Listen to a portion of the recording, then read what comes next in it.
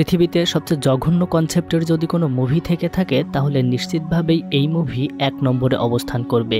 হ্যাঁ, আমি ঠিকই বলছি। মুভিটা দেখে শেষ করার পর পরবর্তী ২ দিন ধরে আপনার মাথার মধ্যে একটি কনফ্লিক্ট কাজ করবে।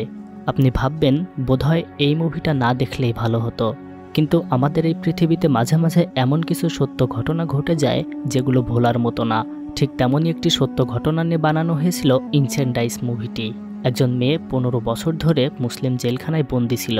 সেখানে তাকে লাগাতার ১৫ বছর ধরে ধর্ষণ করা হয়, যার ফলে জন্ম হয় ২টি বাচ্চার। তাদের মধ্যে ছেলেটার নাম সাইমন এবং মেয়েটির নাম জিন। কিন্তু তাদের মা মারা যাওয়ার পর তাদের জন্য অদ্ভুত ২টি চিঠি লিখে রেখে যায়। প্রথম চিঠিতে সে তার সন্তানদের নির্দেশ দেন তাকে যেন কবরের মধ্যে মাথা নিচে করে এবং পা উপরে দিয়ে সম্পূর্ণ উলঙ্গভাবে কবর দেওয়া হয়, আর তার কবরে কোনো নাম ফলক বা স্মৃতিচিহ্ন না রাখা হয়। এবং দ্বিতীয়টিতে বলা হয় তারা দুইজন যেন তাদের ভাই এবং তাদের বাবাকে খুঁজে বের করে, কারণ তারা দুজনেই এখনও বেঁচে আছে। কিন্তু এই সন্তান দুইজন যখন তাদের বাবা এবং ভাইকে খুঁজে বের করে তখনই এই মুভির আসল টুইস্ট প্রকাশ পায়। আর এটা এমন মারাত্মক একটা টুইস্ট ছিল যা পৃথিবীর ইতিহাসে আর কোনো মুভিতে হয়নি। তো চলুন বেশি কথা না বলে কি ছিল সেই টুইস্ট জেনে আসা যাক। গল্পের শুরুতে জিন এবং সাইমন নামের দুইজন যুবক ভাই বোনকে দেখানো হয়। তাদের মা মারা যাওয়ার পর একজন আইনজীবীর কাছে তাদের জন্য ২টি চিঠি লিখে রেখেছে। আইনজীবীটি সেই ২টি চিঠি তাদের পড়ে শোনায়। প্রথম চিঠিতে বলা হয় তারা যেন তাকে কবরের মধ্যে সম্পূর্ণ উলঙ্গভাবে মাথা নিচের দিকে এবং পা উপরের দিকে করে কবর দেয়, এবং সেই কবরে যেন কোনো নাম ফলক বা স্মৃতিচিহ্ন না রাখা হয়। দ্বিতীয় চিঠিতে বলা হয় তারা দুজন যেন তাদের ভাই এবং তাদের বাবাকে খুঁজে বের করে। তাদের মায়ের এমন অদ্ভুত শর্তের কথা শুনে তারা দুজনে রীতিমতো অবাক হয়ে যায়, কারণ তারা এর আগে কখনো জানতো না যে তাদের বাবা বেঁচে আছে এবং তাদের আরও একটা ভাই আছে।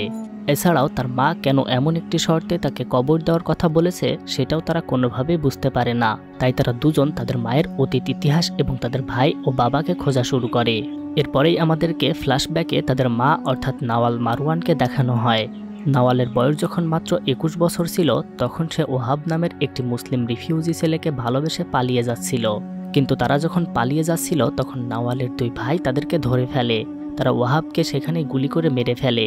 তারা নাওয়ালকেও মারতে যাচ্ছিল, কিন্তু সেই মুহূর্তে সেখানে তাদের দাদি চলে আসে এবং সে নাওয়ালকে বাড়িতে নিয়ে আসে। নাওয়ালের দাদি তাকে অনেক বকাবকি করে, কারণ সে একটা রিফিউজি ছেলেকে ভালোবেসে পালিয়ে যাচ্ছিল। এতে তাদের পরিবারের মানসম্মান নষ্ট হবে। এদিকে নাওয়াল প্রেগনেন্ট হয়ে গিয়েছিল। এটা শুনে তার দাদি তাকে আরও বকা দিতে শুরু করে। তারপর নাওয়ালকে তার ২ ভাই ঘরে বন্দি করে রাখে, যাতে করে সে আর বাইরে বের হতে না পারে। একদিন নাওয়ালকে খাবার দিতে গিয়ে তার দাদি তাকে বলে, যা হবার হয়ে গেছে, কিন্তু এখন তোমাকে তো আমি তোমার ভাইদের মারতে দিতে পারি না। তাই আমি ভেবে দেখেছি বাচ্চাটা জন্ম নেওয়ার পর তুমি ডারেস শহরে তোমার আঙ্কেলের কাছে চলে যাবে এবং সেখানেই পড়াশোনা করবে। আর তোমার বাচ্চাটিকে আমি তোমার ভাইদের থেকে লুকিয়ে একটি এতিমখানায় দিয়ে দিব, যেন তোমার ভাইরা বাচ্চাটিকে মেরে ফেলতে না পারে। কিছুদিন পরে যখন নাওয়ালের বাচ্চা জন্ম নেয় তখন তার দাদি সেই বাচ্চাটির পায়ের গোড়ালিতে ৩টি ট্যাটু এঁকে দেয় এবং নাওয়ালকে বলে, এই চিহ্নটি দেখেই ভবিষ্যতে তুমি তোমার বাচ্চাকে খুঁজে নিতে পারবে। নাওয়াল বাচ্চাটিকে কোলে নিয়ে প্রতিজ্ঞা করে, আমার ছোট্ট সোনামণি, আমি তোমাকে যেভাবেই হোক একদিন ঠিকই খুঁজে বের করব, কারণ আমি তোমাকে অনেক ভালোবাসি। এরপর নাওয়ালের দাদি সেই বাচ্চাটিকে লুকিয়ে নিয়ে গিয়ে একটি এতিমখানায় রেখে আসে। এরপর ডারের শহরে নাওয়ালের নতুন জীবন শুরু হয়। সেখানে সে একটি বিশ্ববিদ্যালয়ে ভর্তি হয়ে পড়াশোনা শুরু করে, কিন্তু বেশ কিছুদিন পরে সেই শহরে গৃহযুদ্ধ শুরু হয়। এর কারণে যোদ্ধারা সব জায়গাতে ভাঙচুর চালানো শুরু করে। নাওয়াল তার চাচাদের সাথে খেতে বসে তার চাচার মুখে শুনতে পায় তার ছেলেটিকে যে এতিমখানাতে দিয়ে আসা হয়েছে সেটা নাকি যোদ্ধারা ভেঙে ফেলেছে। এটা শুনে নাওয়াল তার চাচাকে মিথ্যা কথা বলে বাড়ি থেকে বের হয়ে যায় তার ছেলেকে খোঁজার জন্য। কিন্তু কাফারখোট নামের সেই এতিমখানার কাছে এসে সে দেখতে পায় এতিমখানাটি যোদ্ধারা ভেঙে মাটির সাথে মিশিয়ে দিয়েছে। সেখানে থাকা একজন লোককে জিজ্ঞেস করে নাওয়াল জানতে পারে মুসলিম যোদ্ধারা এতিমখানাতে আক্রমণ করে সব বাচ্চাদেরকে ধরে নিয়ে গেছে এবং এতিমখানাটি পুড়িয়ে দিয়ে গেছে। এটা শুনে নাওয়াল সেখানে বসে কান্না শুরু করে দেয়। সে ভাবতে থাকে তার বাচ্চা হয়তো আজীবনের জন্য তার থেকে হারিয়ে গেছে। লোকটির কাছে আবারও জিজ্ঞেস করে নাওয়াল জানতে পারে মুসলিম যোদ্ধারা সব বাচ্চাদেরকে ডেরেসা ক্যাম্পের দিকে ধরে নিয়ে গেছে। এজন্য নাওয়াল দ্রুত সেই শহরের দিকে যেতে শুরু করে। রাস্তায় উঠে এসে সে একটি বাস দেখতে পায়। তখন সে তার গলা থেকে ক্রুশের লকেটটি খুলে ফেলে একজন মুসলিম মেয়ে সেজে সেই বাসে উঠে পড়ে। যেতে যেতে নাওয়াল বাসের মধ্যে ঘুমিয়ে পড়েছিল, কিন্তু ঘুম ভাঙতে সে দেখতে পায় কিছু খ্রিস্টান বিদ্রোহী যোদ্ধা বাসটিকে আটকে সেখানেই ড্রাইভারটিকে মেরে ফেলে এবং কিছুক্ষণের মধ্যেই তারা বাসের ওপর এলোপাতাড়ি গুলি করতে শুরু করে। এতে করে বাসে থাকা সবাই মারা যায়, কিন্তু সৌভাগ্যবশত নাওয়াল এবং একটি মুসলিম মহিলা ও তার ছোট্ট বাচ্চা বেঁচে গিয়েছিল। যোদ্ধারা যখন তাদের কেউ ধরতে আসে তখন নাওয়াল তার গলায় থাকা ক্রুশ চিহ্নটি খুলে তাদের সামনে তুলে ধরে। তারা বুঝতে পারে নাওয়াল খ্রিস্টান, তাই তারা তাকে ছেড়ে দেয়। কিন্তু মুসলিম মহিলার কাছে থাকা ছোট্ট বাচ্চাটিকে দেখে নাওয়ালের মায়া হয়, তাই সে বাচ্চাটিকে নিজের সন্তান বলে নিয়ে চলে যাচ্ছিল। কিন্তু যেতে যেতে বাচ্চাটি মা বলে চিৎকার করে ওঠে, আর এতে যোদ্ধারা বুঝতে পারে বাচ্চাটি নাওয়ালের না, তাই তারা সেই বাচ্চাটিকেও মেরে ফেলে এবং বাসটিতে আগুন ধরিয়ে পুড়িয়ে দেয়। এই নৃশংস ঘটনাটি নাওয়ালের মনে বিরূপ একটি প্রভাব ফেলে এবং খ্রিস্টান যোদ্ধাদের প্রতি তার ঘৃণা জন্মাতে শুরু হয়। তারপর সে কিছুটা পথ পায়ে হেঁটে, কিছুটা পথ বাসে চড়ে এবং কিছুটা পথ গাড়িতে চড়ে সেই ডেরেসা রিফিউজি ক্যাম্পে পৌঁছে যায়। কিন্তু এখানে এসেও সে দেখতে পায় কোনো মানুষ নেই। এই ক্যাম্পটিতেও আগুনে পুড়তে দেখে সে ভাবতে শুরু করে হয়তো সব বাচ্চাগুলোকে এখানে নিয়ে এসে আগুন ধরিয়ে দেওয়া হয়েছে। তাই সে ক্যাম্পের মধ্যে ঢুকে তার ছেলের হাড় মাংস খুঁজতে শুরু করে, কিন্তু সেখানেও সে কিছুই খুঁজে পায় না। সেখানে বেশ কিছু সৈন্য পাহারারত ছিল। নাওয়াল তাদের কাছ থেকে জানতে পারে এখানে কোনো বাচ্চাদেরকে মারা হয়নি, তাই সে সিদ্ধান্ত নেয় এখন থেকে সে মুসলিমদের সাথে যোগ দিবে এবং খ্রিস্টানদের ওপর একটি প্রতিশোধ নিবে। কিন্তু সৈন্যরা প্রথমে তাকে বিশ্বাস করতে না চাইলেও পরে তারা তাকে বিশ্বাস করে। এরপর নাওয়াল একজন খ্রিস্টান লিডারের বাড়িতে গৃহশিক্ষিকা হিসেবে চাকরি নেয়। নাওয়াল সেই লিডারের বাচ্চাটিকে পড়াতো, কিন্তু পড়াতে পড়াতে সে সুযোগ বুঝে তার ব্যাগ থেকে একটি পিস্তল বের করে সেই খ্রিস্টান লিডারকে মেরে ফেলে। এতে করে তার ঘৃণার প্রতিশোধ নেওয়া হয় ঠিকই, কিন্তু সেখানে থাকা কিছু খ্রিস্টানরা তাকে আটক করে। এরপর তারা তাকে কাফার রায়াত নামের একটি কারাগারে পাঠায়। এই কারাগারটি খ্রিস্টানদের দ্বারা পরিচালিত হতো। কারাগারে নিয়ে গিয়ে প্রথমে নাওয়ালের চুল কেটে দেওয়া হয়, আর এভাবেই কঠিন নির্যাতনের মধ্য দিয়ে কারাগারে নাওয়ালের দিন কাটতে থাকে। কারাগারের মধ্যে নাওয়াল নিজের মানসিক ভারসাম্য ঠিক রাখার জন্য প্রতিনিয়ত হাঁটাচলা করতে থাকে এবং নিজেকে সাহস যোগানোর জন্য সে গান গাইতে শুরু করে।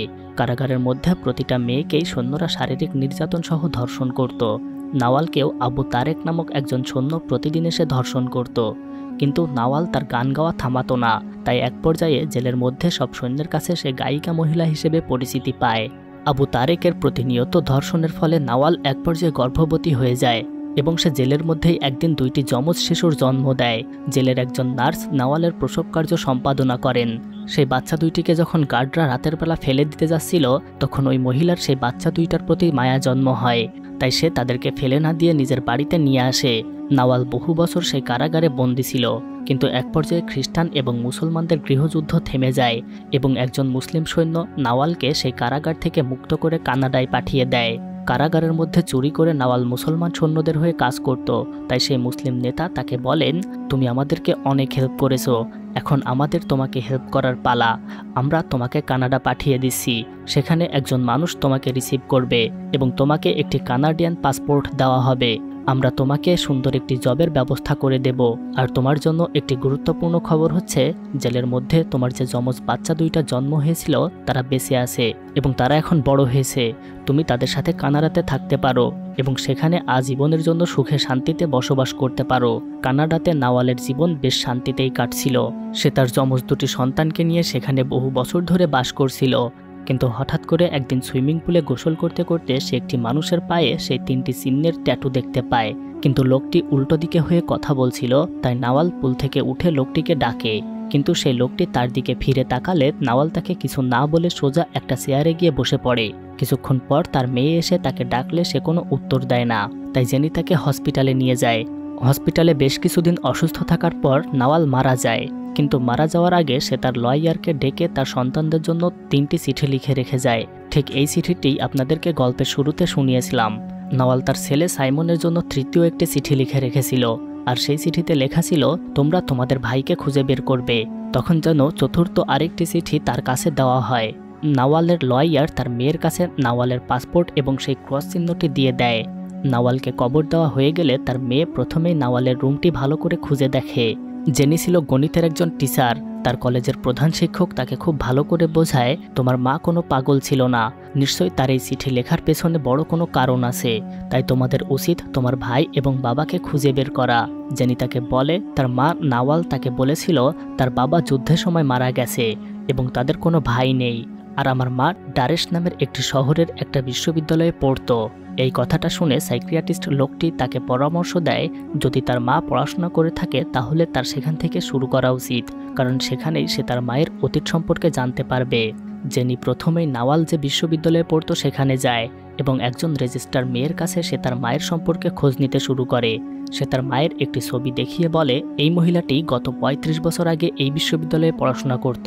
কিন্তু এটি দেখে মেয়েটি বলে, ৩৫ বছর আগে আমার জন্মই হয়নি, আমি কিভাবে তার খোঁজ দিতে পারবো। কিন্তু জেনি তার কাছে অনেক রিকোয়েস্ট করার পর মেয়েটি তাকে নাজেত নামের একটি লোকের খোঁজ দেয় এবং বলে সে হয়তো তোমার মায়ের খবর বলে দিতে পারবে। এরপর জেনি নাজেতের কাছে গেলে লোকটি নাওয়ালের ছবি দেখে বলে, এই ছবিটির পেছনের লেখা অনুযায়ী বোঝা যাচ্ছে এটা কাফার রায়াত নামক একটি কারাগারে তোলা। তাই লোকটি তাকে সেই কারাগারে গিয়ে খোঁজ নিতে বলে। কিন্তু জেনি কাফার রায়াত কারাগারে গিয়ে দেখতে পায় সেখানে একটি ধ্বংসস্তূপ ছাড়া আর কিছুই নেই। তাই সে গ্রামের মধ্যে গিয়ে মানুষের কাছে খোঁজ নিতে শুরু করে, কিন্তু তার মায়ের ব্যাপারে কেউই তেমন কিছু বলতে পারে না। অনেক খুঁজতে খুঁজতে সে একটি বাড়ির মধ্যে প্রবেশ করে এবং সেখানে একটি মেয়েকে জিজ্ঞেস করে কেউ ইংরেজি অথবা ফ্রেঞ্চ ভাষা পারে কিনা। সৌভাগ্যবশত সাইমা নামের একটি মেয়ে ফ্রেঞ্চ ভাষা বলতে পারত। প্রথমে সেই পরিবারের সব মেয়েরা জেনির সাথে খুব ভালো ব্যবহার করলেও মেয়েটি যখন জানতে পারে সে মারওয়ান পরিবারের মেয়ে, তখন মেয়েটি তাকে সতর্ক করে বলে সে যেন ভুলেও এখানে কারো সাথে না বলে যে সে মারওয়ান পরিবারের মেয়ে, কারণ ওই পরিবারের মানুষদেরকে এখানে সবাই ঘৃণা করে। তাই তোমার উচিত এখান থেকে বাড়ি চলে যাওয়া। জেনি সেখানে তার মায়ের ছবি দেখাতেই তাদের মধ্যে ঝগড়া লেগে যায়। কেউ কেউ বলে আমরা তাকে চিনি না, আর কেউ বলে আমরা তাকে চিনি। জেনি বুঝতে পারে এখানে থাকা তার জন্য বিপজ্জনক, তাই সে দ্রুত সেখান থেকে চলে যায়। জেনি স্থানীয় একটি ছেলের সাথে কাফার রায়াত কারাগার দেখতে যায়। ছেলেটি তাকে পুরো কারাগার ঘুরিয়ে ঘুরিয়ে দেখায় এবং বলে এখানে প্রায় ৬০০ মানুষকে বন্দি করে রাখা হয়েছিল।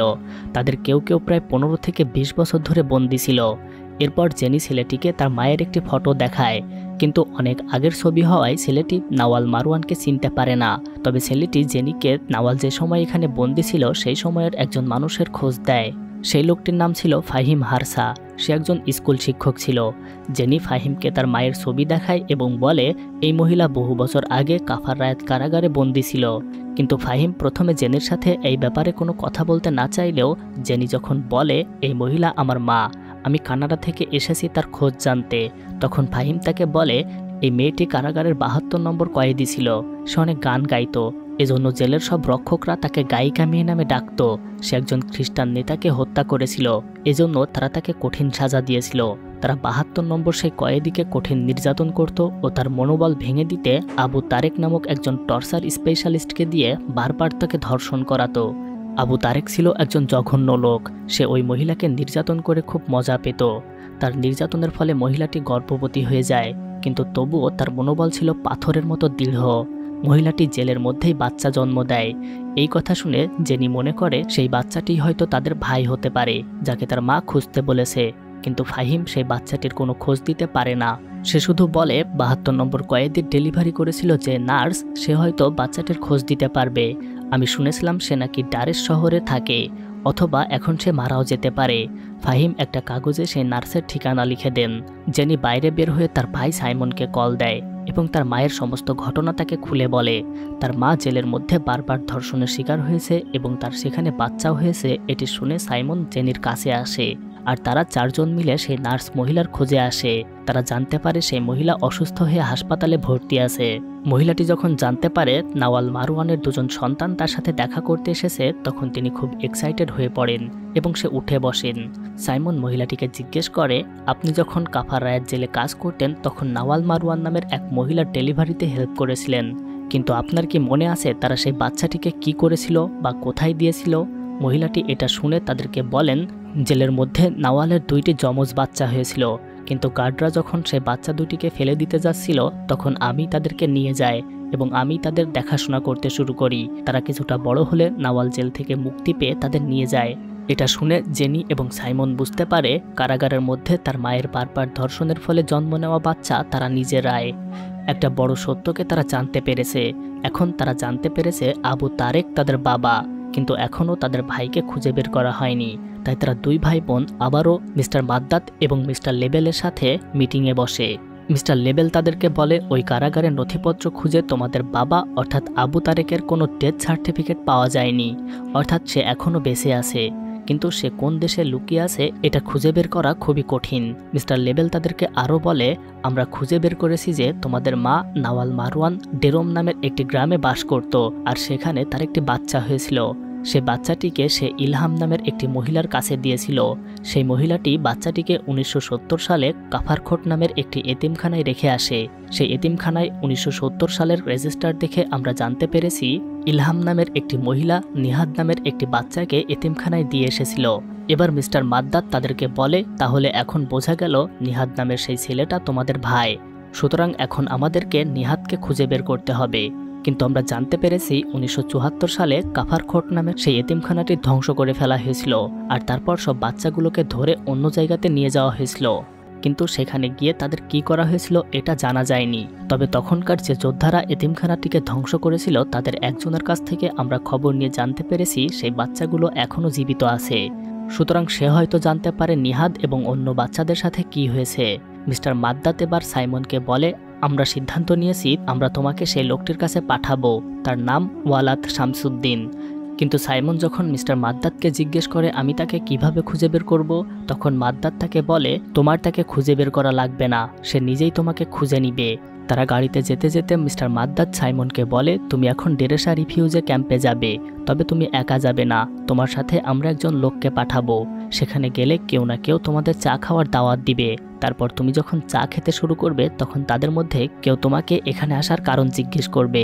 তখন তুমি তাদেরকে বলবে তুমি কাফার রাত জেলের 72 নম্বর কয়েদির ছেলে, তুমি তোমার ভাইকে খুঁজে বেড়াচ্ছ। এই কথা বললে কেউ তোমাকে কিছুই বলবে না। তারপর তুমি তোমার নিজের হোটেলে চলে যাবে। তুমি হোটেলে যাওয়ার পর লুকিয়ে কেউ না কেউ ঠিকই তোমার কাছে আসবে, তখন তুমি তাদের সাথে যাবে। এরপর তারা তোমাকে ঠিকই সেই লিডার শামসুদ্দিনের কাছে নিয়ে যাবে। মিস্টার মাদ্দাত সাইমনকে যেভাবে বলেছিল তার সাথে ঠিক সেভাবেই ঘটতে থাকে। তারা সাইমনের চোখ বেঁধে শামসুদ্দিনের কাছে নিয়ে আসে। আসলে নাওয়াল মারওয়ান জেলের মধ্যে যে মুসলিম নেতাদের চুরি করে সাহায্য করত, শামসুদ্দিন তাদেরই একজন ছিল। যেহেতু তার মা তাদের হয়ে কাজ করেছে তাই এখন তারাও সাইমনকে হেল্প করতে চায়। কিন্তু শামসুদ্দিন যখন সাইমনের কাছ থেকে শুনতে পায় যে নাওয়াল মারওয়ান তার মা, তখন সে রুমের মধ্য থেকে সবাইকে বের হতে বলে এবং সাইমনের চোখের বাঁধন খুলে দেয়। এবার শামসুদ্দিন সাইমনকে বলতে শুরু করে আমি একজন বিদ্রোহী নেতা, আমরা কাফারখোট নামের একটি খ্রিস্টান এতিমখানায় হামলা চালিয়েছিলাম এবং সেখানকার কিছু বাচ্চাকে ধরে নিয়ে আসছিলাম। তাদের মধ্যে নিহাদ নামের একটি বাচ্চা ছিল। আমরা সেই বাচ্চাগুলোকে ট্রেনিং দিতাম এবং যুদ্ধের কৌশল শেখাতাম যাতে করে তারা আমাদের সাথে যুদ্ধ করতে পারে। বাচ্চাগুলোর মধ্যে নিহাদ অনেক শক্তিশালী এবং বুদ্ধিমান বাচ্চা ছিল। সে খুব দ্রুতই আমাদের সবার নজরে চলে আসে। কিন্তু নিহাদ সবসময় তার মাকে খুঁজতে চাইতো। সে বছরের পর বছর তার মাকে খুঁজে বেরিয়েছে। সে একদিন আমার কাছে এসে বলল আমি যুদ্ধে যেতে চাই, কারণ সেখানে গিয়ে শহীদ হলে আমার মা আমাকে টিভিতে দেখতে পাবে। কিন্তু আমি তাকে যুদ্ধে যেতে দিইনি। তবে একদিন খ্রিস্টানরা আমাদের ওপর আক্রমণ করে এবং নিহাদকে তারা ধরে নিয়ে যায়। তারা আমাদের 7 জন যোদ্ধাকে মেরে ফেললেও নিহাদকে মারে না। তারা তাকে নিজেদের মতো করে ট্রেনিং দেয় এবং তাকে আরও ভয়ঙ্কর বানিয়ে তোলে। এরপর সেই খ্রিস্টানরা তাকে কাফার রায়াত কারাগারে একজন গার্ড হিসেবে প্রেরণ করে। তারা নিহাদকে জেলের কয়েদিদের টর্চার করতে ব্যবহার করত। শামসুদ্দিন সাইমনকে নিহাদের ব্যাপারে সবকিছুই খুলে বলে। এগুলো শুনে সাইমন হোটেলে তার বোন জেনির কাছে আসে। জেনি এসে দেখতে পায় সাইমন চুপ করে বসে আছে। সে তাকে কিছু জিজ্ঞেস করতে গেলে সাইমন তাকে বলে 1+1 = সবসময়ই 2 হয়, তাই না জেনি? কিন্তু 1+1 = 1ও হতে পারে, এটা কখনো জানো? জেনি ছিল একজন অঙ্কের টিচার, তাই সাইমনের এই কথা শুনে সে বুঝতে পারে 1+1 কখন 1ই হয়। এবার আসা যাক, নাওয়াল যখন বেঁচে ছিল তখন সে সুইমিং পুলের ভেতর দাঁড়িয়ে একটা লোকের পায়ে 3টি চিহ্ন দেখতে পেয়েছিল। কিন্তু মনে আছে এটা দেখে সে কিছুদিন পরে মারা গিয়েছিল। আসলে সে যখন সুইমিং পুল থেকে উঠে গিয়ে সেই লোকটিকে ডাকে তখন লোকটি পিছনে ফিরতেই নাওয়াল দেখতে পায় এটা আবু তারেক নামের সেই লোক, যে লোকটি জেলের মধ্যে 15 বছর তাকে ধর্ষণ করেছিল। এই মুভির টুইস্ট এখন আপনারা নিশ্চয়ই বুঝতে পারছেন, অর্থাৎ নিহাদ আর আবু তারেক একই ব্যক্তি। কিন্তু নিহাদ সেই জেল থেকে মুক্তি পেয়ে কানাডাতে বসবাস করছিল, আর সেখানেই নাওয়াল তাকে দেখতে পেয়েছিল। সাইমন এবং জেনি নিহাদকে খুঁজে বের করে এবং তার কাছে তার মায়ের দেওয়া চিঠিটি দেয়। নিহাদ সেই চিঠিটি পড়তে শুরু করে। প্রথম চিঠিটি ছিল আবু তারেকের উদ্দেশ্যে, অর্থাৎ জেনি এবং সাইমনের বাবার উদ্দেশ্যে। সেখানে লেখা ছিল আমি তোমাকে চিনতে পেরেছি, কিন্তু তুমি আমাকে চেনোনি। আমি সেই কাফার রায়াত জেলের 72 নম্বর কয়েদি, যে ছিল তোমার প্রিয় একজন কয়েদি। জেলের মধ্যে আমার যে বাচ্চা দুটি হয়েছিল, সেই বাচ্চা দুটি তোমাকে এখন চিঠিটি দিয়ে গেল, কিন্তু তুমি তাদের চিনতে পারোনি, যদিও তারা এখন তোমাকে চেনে। তবে এই ব্যাপারটা ততটা মারাত্মক না। তবে আমার দ্বিতীয় চিঠিটি খোলার পর তুমি আজীবনের জন্য নিশ্চুপ হয়ে যাবে। আমি যেমন নিশ্চুপ হয়ে গিয়েছিলাম তোমাকে দেখার পর, এখন তুমি দ্বিতীয় চিঠিটি খুলে দেখতে পারো।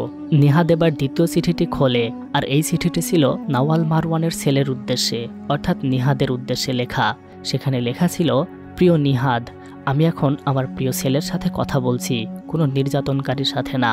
যাই ঘটে যাক, আমি সবসময় তোমাকে ভালোবাসি। তুমি যখন জন্মগ্রহণ করেছিলে তখন আমি তোমাকে শুয়ে প্রতিজ্ঞা করেছিলাম একদিন ঠিকই তোমাকে খুঁজে বের করব, আর এখন আমি তোমাকে খুঁজে পেয়েছি। কিন্তু এমনভাবে পেয়েছি যাতে করে ইচ্ছা থাকা সত্ত্বেও আমি তোমার সাথে কথা বলতে পারিনি। আমি আমার পুরো জীবন তোমাকে খুঁজে বেরিয়েছি, আর এখন তোমাকে পেয়েছি।